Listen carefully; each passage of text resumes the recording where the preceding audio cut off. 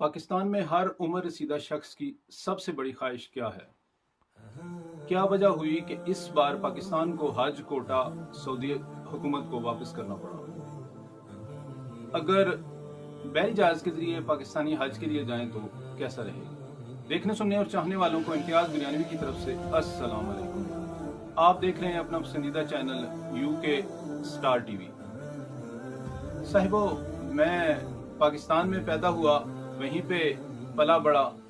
ज़िंदगी के इब्तदाई 25 साल मैंने पाकिस्तान में गुजारे।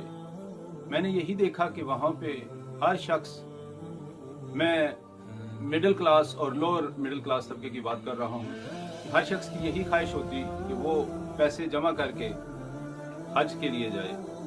ऐसे ऐसे आदमियों को मैंने देखा है जो पूरी ज़िंदगी रकम इकट्ठी करते रहे ताकि वो अल्लाह के घर में हाज़िरी दे